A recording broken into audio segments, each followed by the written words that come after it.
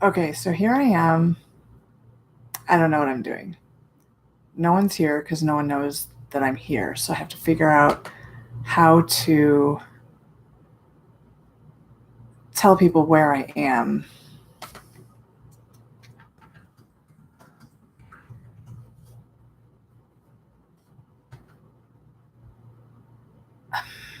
I don't know what I'm doing.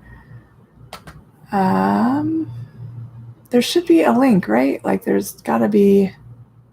Is that something? Aha! Found a little arrow thing. It's great. Okay. No, that's not what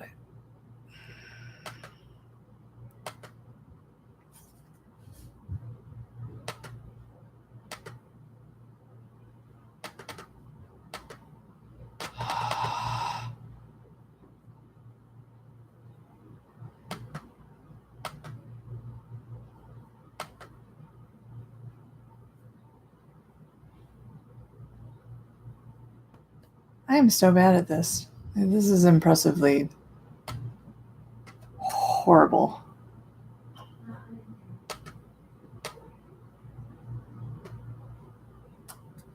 Okay. All right, I'm back. Let's do this thing. Yeah.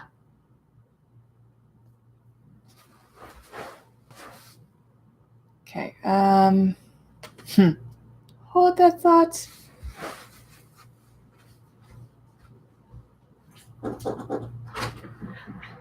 Hi. I just started. So come on in. Is it going? No one knows where it is yet, so I just have to send the link. So I'm sending the link now on my Twitters. I did it. I should not. Look. No, this thing that I've got set up here. I should not be doing this by myself. I'm still alive. Nobody knows where I'm at. Okay.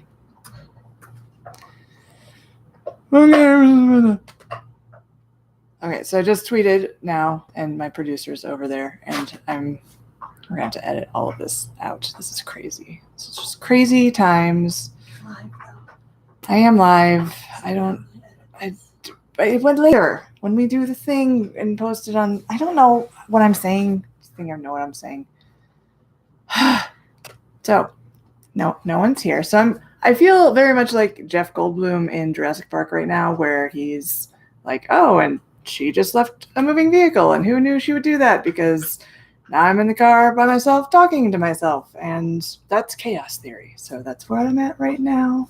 And if nobody shows up, I'm going to be here just talking to myself. That's fantastic, and not at all like a crazy person. I have a lot I need to say, though, because today is the last day for the signing or the posting a public comment on the Department of Health and Human Services website regarding the gag rule. That's weird what just happened. So that's happening right there. Today's the last day for us to say, hey, by the way, you don't get to tell doctors and healthcare providers, nurse practitioners, PAs, how they refer patients to other medical services. Basically, what the proposal is the Trump administration and Secretary Azar is saying,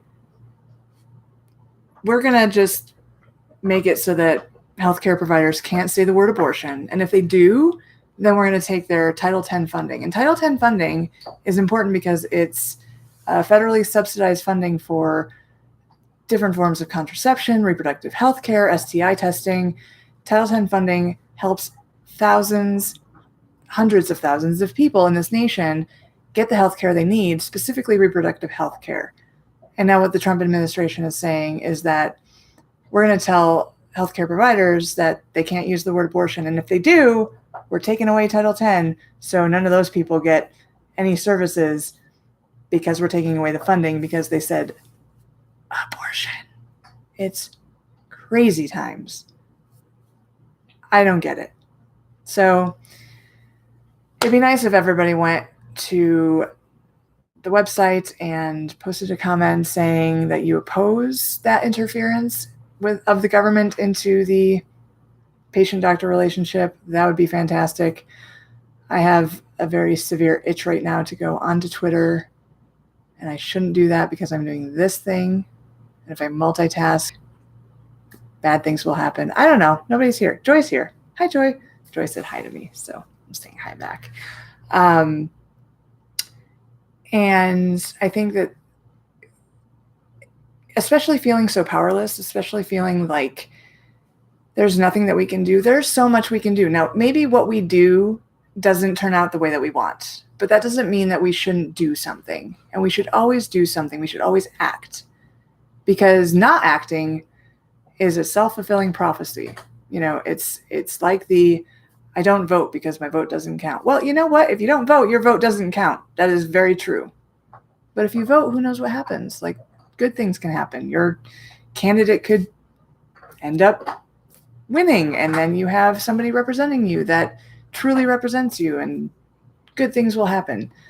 So that's been on my mind. The gag rule, the Title X funding, the government saying, hey, doc, you're not allowed to use the word abortion. And if you do, we're taking away funding for all of these other services that have nothing to do with abortion because we just don't like the word abortion. I mean, that's just crazy. So what I've been doing is telling people to go to prh.org, P as in Paul, rh.org. That's my go-to place for resources. It's Physicians for Reproductive Health.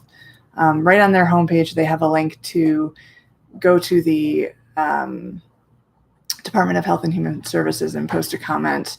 They have pre-written language. It's really easy. If you believe that people should have access to healthcare regardless of their income, solely because they're a human being, then you should go to prh.org and tell the world, essentially, publicly, tell the Department of Health and Human Services that that's what you believe, and that you oppose the government stepping in and saying doctors and nurse practitioners and healthcare providers are not allowed to say the word abortion. Otherwise, we're taking away funding for cancer screening and STI testing and treatment. So I'll take questions if people have questions. No, silence, nothing. Anybody want to ask want me to talk about something? Just throw any ideas out there. Otherwise, I'm just sitting here talking to myself. I feel like this is maybe a bad idea. Maybe not so many people want to hear me just talk into the ether. You can leave comments somewhere below, right? It's a YouTube. I don't know. I'm old. I don't know how this works. So leave comments. You can email at Dr. Leah, Leah at docsplaining.org. Let me know your ideas. Let me know what you'd like me to do here. I'm just opening this up as a forum for a little more interactive platform where, you know, I'm on Twitter and I do the things and I respond to people, but I feel like this way people can actually kind of get a more in-depth response or more interaction. Yeah, I'm open to all ideas. Clearly open to ideas because I don't know what I'm doing. Hopefully I'll get better with time. Maybe if this is something that people are interested in, you can leave me comments. Again, so the whole docsplaining thing, what's that about? It's tongue-in-cheek, right? It's a tongue-in-cheek poke at the mansplaining, because what I'm doing is hopefully not condescending. So it's just poking fun at the whole mansplaining thing. And I'd like to continue working in the public eye and working to educate and bringing information, facts. We love facts. Facts are great. It's not just fear-mongering liberal media, because facts are just facts, and sometimes they're scary, I guess. I don't know. Does anybody have any questions, topic ideas, comments? Explain what the personhood argument is, malarkey, please. Oh, so I have a question about the personhood argument. I assume that means fetuses and whether or not they have personhood and that whole thing. That's just kind of try and trim that down very, very succinctly, but we can actually like I could do a whole video on that. But let me just say, the personhood thing doesn't work because a fetus, embryo, zygote, whatever, is an entity that is physiologically dependent upon the pregnant person. Physically attached to, physically dependent upon, and physiologically utilizing their resources. They cannot exist outside of that person's body. Therefore, their personhood cannot exist without superseding the personhood of the one who's pregnant. And so that's why that doesn't actually work, because they're not equal. And that sounds horrible, doesn't it? But they're not. I mean, something that needs my body to exist is necessarily going to live by my rules, essentially. And that's why I get to call the shots. And the personhood argument is detrimental to pregnant people because that means that their autonomy is revoked, priority is given to the fetus and not themselves. I mean, any pregnancy, who are you asking permission to treat? You're asking the one who's pregnant.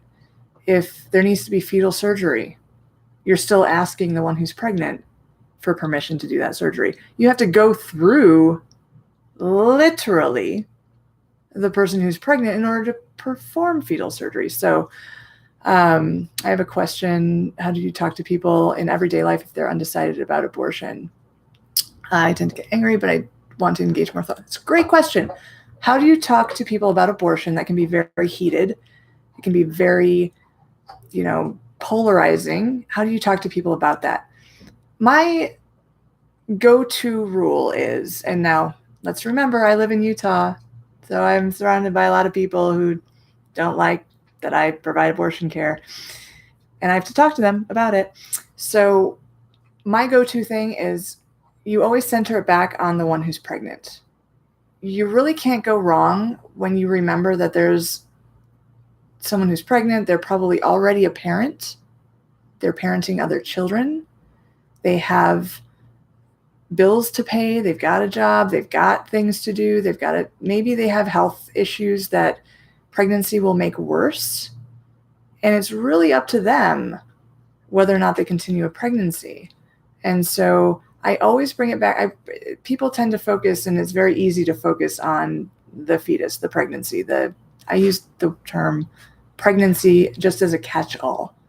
Morula, blastocyst, zygote, like all of these are stages of pregnancy. If you just say pregnancy, it's kind of easier. So removing the focus of the pregnancy and turning that focus back on to the person who's pregnant is actually quite useful. And everyone can get behind taking care of pregnant people. Like, I don't know who would be like, no, we don't want to take care of pregnant people. That would be terrible. It's pretty common ground that you can get behind. And so that's what I go to. That's actually how I made friends in Australia. I had been having civil Twitter discussions with Tiana in Australia. And we actually met in real life because we had kept those discussions civil. But she and I had a lot of common ground when it came to how can we make life better for people who are in a pregnancy situation? What can we do so that we can actually give them choice? We talk about choice. Well, if you have 5 kids, can't afford a 6th, you're, in financial dire straits, as some of you on Twitter may know that one of my friends has been going through, that's not really a choice. That's actually a type of reproductive coercion. It's just financial. So what we would love to see is a world where that aspect or that sort of that financial factor is taken out of the equation entirely. And what do people do? Do they still want to have an abortion, even though they can afford the child and they can do the thing? Like, do they want to have the child and parent? Do they want to have the child and place the child for adoption? A world where there's no actual coercion in any direction would be awesome. I think that we should all fight to have that, where people aren't wondering, can I afford another kid? Like, wouldn't that be nice? Wouldn't it be nice if people who were pregnant just made a decision based on their own health situation, their own family situation, you know, what they wanted as far as that goes? I bet you the world would be a very different place if that happens. So I think that's a common goal that we can work toward, you know, supporting people who are pregnant, supporting them in the path that they want to go down, and not shaming them one way or another. You know, I don't shame people because they want to continue a pregnancy and parent. How come it's okay to shame people who don't want to continue a pregnancy? Like, that's not okay either. So I think treating each other like human beings is kind of key there. Golden rule. I don't affiliate with any religion. I was raised Catholic. I don't need a religion to tell me how to be a good person. I just do unto others as I would have done unto me. And that's how I live. And it gets me by pretty well, even in difficult situations where you're talking about a topic as polarizing as abortion. You know, I want to treat the person I'm talking to with as much respect as I hope to get back from them. And so I think if we can all come to the table with that attitude, we can actually start to have a dialogue. And that would be amazing.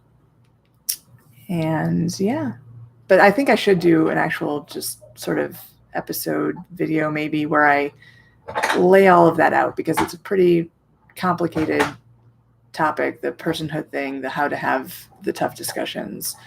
Yeah, I'll write that. I should write that down. Let me write that down. Just writing it down. Okay. I wonder where I should go from here. I just don't know if I should do videos like this, if I should not talk into cameras. That's a thing that could happen. Because now I'm thinking this could open some cans of some things, I think. And I do invite, actually, I wanted hopefully some people who disagreed with me to hop on and ask me questions. And let me just read this. I agree with that. I usually suggest reducing abortion. Yeah, exactly. So facts are always on your side. You want to use evidence-based evidence. You want to say, hey, birth control, that reduces abortions, right? Like, we all want fewer abortions. Let's get on board with the birth control, bringing us back to this gag rule that is going to, if passed, if changed, if the government can now say, we're going to take away funding for people who need contraception services if someone in the clinic says the word abortion. I mean, that's literally what's happening. So if that comes to pass, abortion rates are going to go up, maternal mortality is going to go up, cancer rates are going to go up, bad things are going to happen. People are going to die. And you know what? Those people are probably more likely to be poor. Do you see a pattern here with the Trump administration? It's not so good. So I would go to, again, prh.org, only because that's my go-to place for things that are complicated and they make it easy to do. And you can post a public comment opposing this proposed regulation of clinics that receive Title X funding. What else? Come at me. Ask me a question. Oh, just in case you're just joining us, because a few people have joined. Docsplaining, tongue-in-cheek, poking fun at mansplaining. I don't want to be condescending. I don't mean to be condescending. I have to read other things now.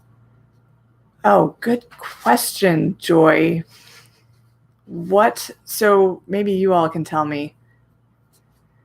Hannah Banana, love it.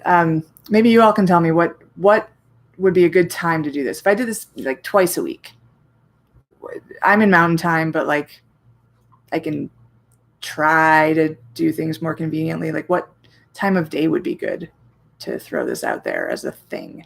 I know people work, right? So people on the East Coast are working till 5. That's 3 o'clock my time. So I'm thinking this time of day probably works better for me, but I'm willing to come to you all. Do you think the abortion pill will ever be available without needing a healthcare?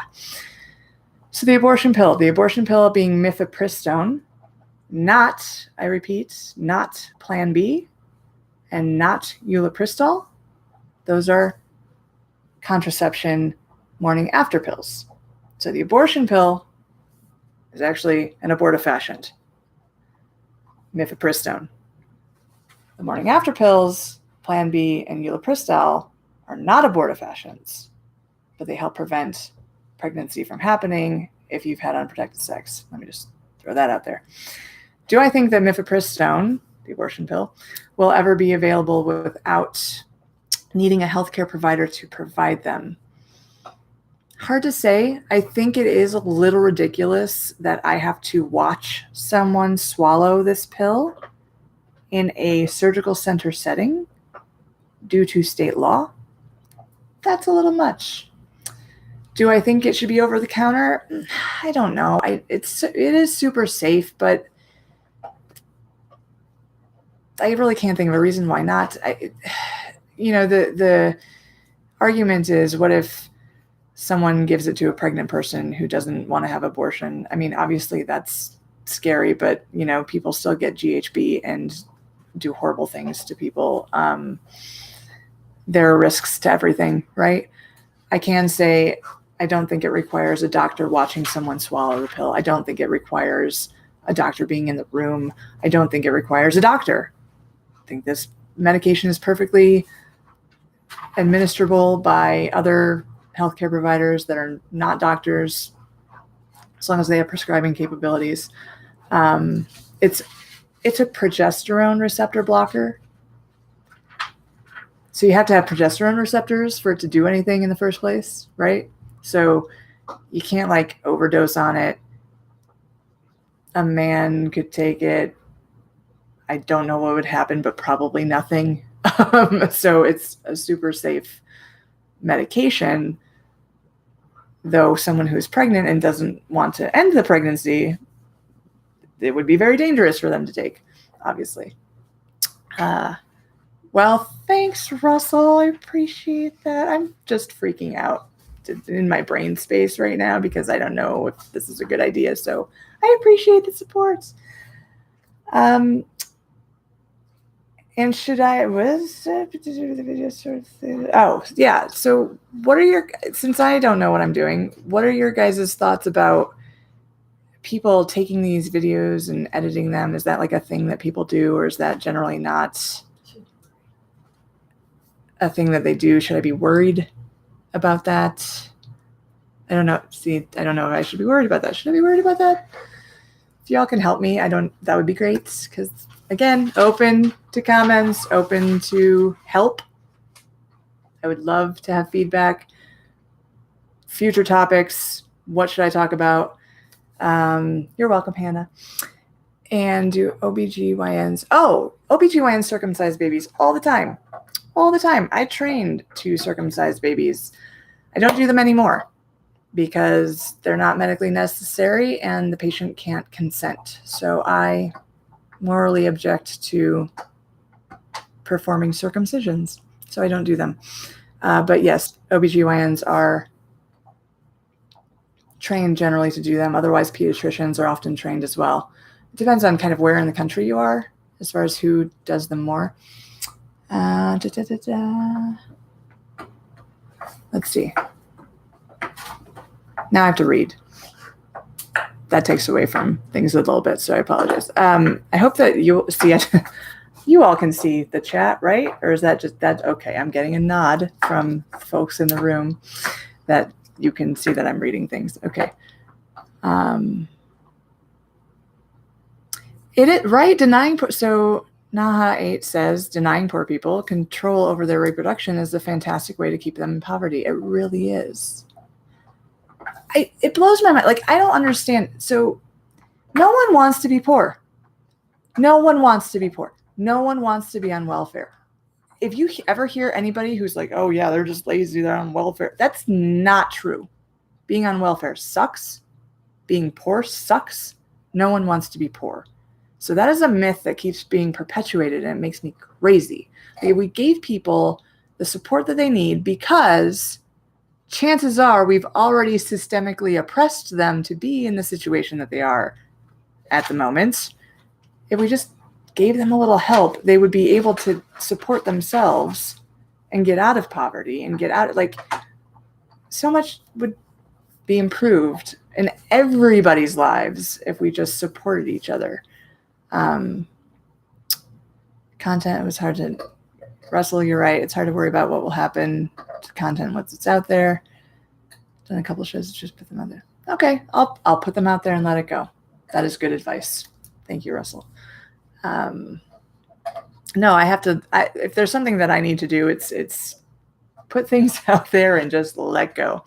As any of you who follow me on Twitter know that I must be at least somewhat skilled at.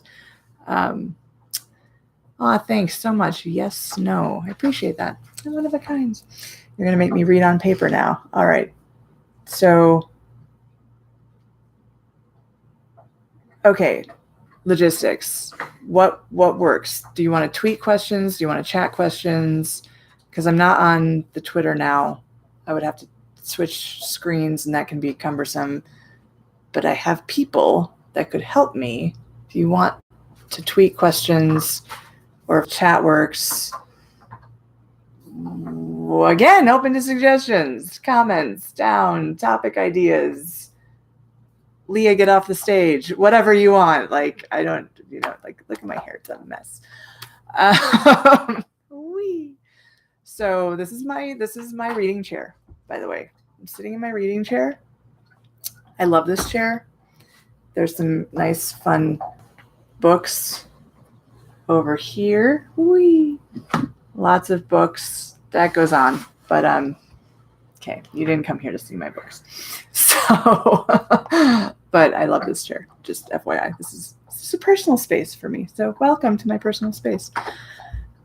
You're welcome. I'm very excited to be doing this. I want to, I just feel like I can't do everything that I need to do. Like, I imagine doing some videos where I'm not sitting here trying to make up things to talk about, where I'm doing videos and I post them later, but debunking things. Like, how many times have I called out live action and Leela Grace Rose? Is it Leela or Lila?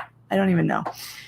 Call them out on just throwing out just lies. Like, it's not okay to post something as if it were fact, but it's complete fiction. That just doesn't sit well with me, especially when people's lives are at stake. I hope I'm not missing people's comments. 100%. You're welcome. I'm glad to have you in my space. This is actually more fun than I thought it would be. So that's great. Thank you, guys. I was terrified. Still am a little bit, to be honest. A little terrified. What was I saying? Nuts. I was going to talk about Love Loud. Lies. Right. So stigma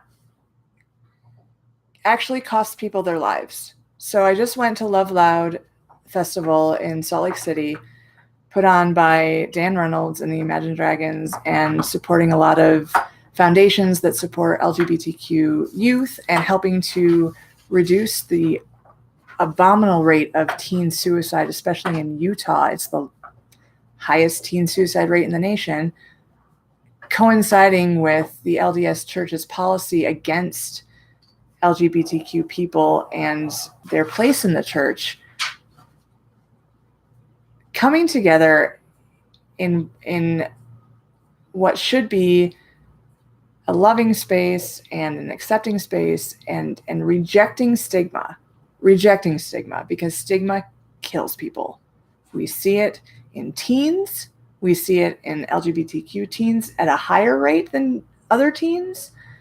We see it in pregnancy. We see it in poverty. We see it in people of color. We see it. All of these groups are affected by stigma, and we need to stop stigmatizing just at all, period. Like, I don't know what needs to be stigmatized. Okay, so I guess, animal cruelty, that should be stigmatized. Okay, fair enough. But having a sexuality, regardless of what it is, shouldn't matter. If and when you want to have a family, shouldn't be stigmatized. And I think that we need to come together as human beings and reject openly and actively, not just passively, not just ignoring the stigma, but actually coming out and saying, that's wrong. That's stigmatizing and that hurts people. And I do not accept that as a thing. Like, that is wrong. And so I'm rejecting your attempt to stigmatize. We need to do that. I mean, I do that with, misinformation on Twitter. I reject misinformation actively on Twitter. We need to, in public, in social media, wherever we are, reject stigma that harms people. Stigma surrounding abortion, stigma surrounding homosexuality, stigma surrounding people of color, stigma surrounding people of lower socioeconomic status, stigma surrounding, I don't know, throw in whatever is out there. We need to be more human. And I think that we have allowed the internet and we have allowed the texting, like, who makes phone calls anymore? We don't even make phone calls anymore. Because that's too much. Like, I can't give that much of myself to a phone call. It's too private, personal. Like, I'll just text. It's easier. It's more distant. Do you know your neighbors? I know a couple of my neighbors, but like not as many neighbors as I should know. We are separating ourselves. And when we separate ourselves, we become distant and we can't become less interested in each other and less invested in each other. And we can see the repercussions of that. And that shows up in suicide rates. It shows up in gun violence. It shows up in healthcare policies where the government tells doctors what they can and can't say. So maybe we try to push back on that. Maybe we do things on a daily basis where we say, you know what? Today I'm going to meet the neighbor over here, and tomorrow I'm going to meet the neighbor over there, and maybe next week we have some appetizers and some drinks, and we get to know each other because it's silly that we don't. I don't know. Just throwing that out there. Okay, I'm missing comments here. What did I have? What? Hannah. Hannah. The doctor who published The Abortion Reversal said something like, abortion advocates don't care as much about choice as we do because reversal offers. Okay. Abortion reversal. Okay. Great question, especially since that came through the Utah legislature last year. Was it this past session or the last session? This past one, I think. Abortion reversal. Here's how this is regarding medication abortion. So medication abortion 101. You take a pill that stops the pregnancy from growing. That's mifepristone. That's the abortion pill. That's the progesterone receptor antagonist blocker thing. So you take that pill.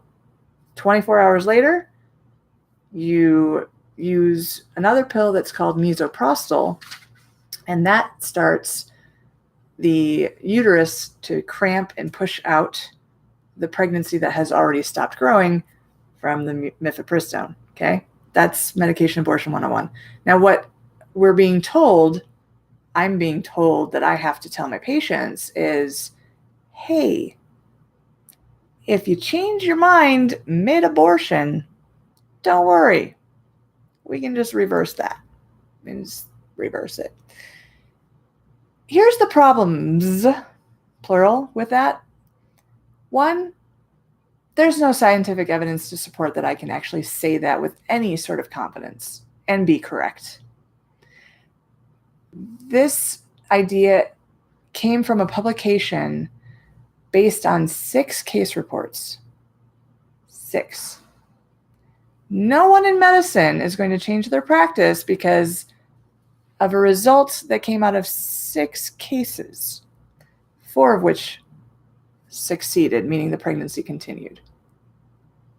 Number 2, let's say this actually works. Let's say the medication abortion reversal thing is a thing supported by evidence, because what in theory you can do is give a lot of progesterone after you've blocked the receptors to the progesterone, and then you've just got a balancing, a fight basically between mifepristone and the progesterone, and if the progesterone wins, then in theory the pregnancy will continue. So let's say that we do studies and that's a thing, and now we have abortion reversal. Let's just pretend. I have done a really bad job if the person I'm starting an abortion on in the first place is going to change their mind within 24 hours. Because honestly, I want you to be sure that an abortion is what you want. I don't want you to be, maybe, I guess. Because contrary to popular lies on Twitter, I actually turn people away if they're not sure, because that is not something that I want you to be wishy-washy about. I want you to be certain in your decision. I want it to be your decision. I don't want you to have this like backup plan where I can just change my mind. No. Instead of maybe I change my mind, instead of that, we just wait and we give you the time that you need to be secure in the decision that you make. That's the ethical approach. That is what every place in medicine, everywhere else does. Sterilization is a good parallel. Sterilization. I tie somebody's tubes because they want their tubes tied. I tell them the way that I perform this procedure is meant to be permanent. I know that you've heard of reversals, and that's a thing. It doesn't always work. So that's why when I consent people, I say, this is meant so that you don't ever get pregnant again. Are you sure that this is what you want to do? Because I'm not doing this so that you can maybe change your mind and have your tubes reversed and reattached and whatever. That's not the point of this. The point is you've decided that you don't want any more children, you don't want any more pregnancies, we're tying your tubes. Same thing. You've decided, right? You want an abortion, so I'm going to give you this pill in good faith that this is what you want.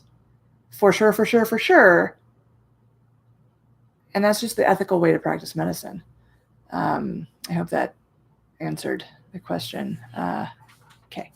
So I think I should probably make dinner. I'm kind of rumbly in my tumbly. Wait, let me just respond one more thing. Second chance. Yeah, see, not a second chance. Things like abortion, things like having your tubes tied, like these are things that you just be certain about. Any goal that involves constant efforts to lie to others. Any goal that involves constant efforts to lie to others, particularly about something as serious as medical care, is straight up wrong. Absolutely. Totally. You're welcome. Yeah, so I'm gonna say see you later. See you later. Do leave comments, as one does on the YouTube, because I don't really know how one does that.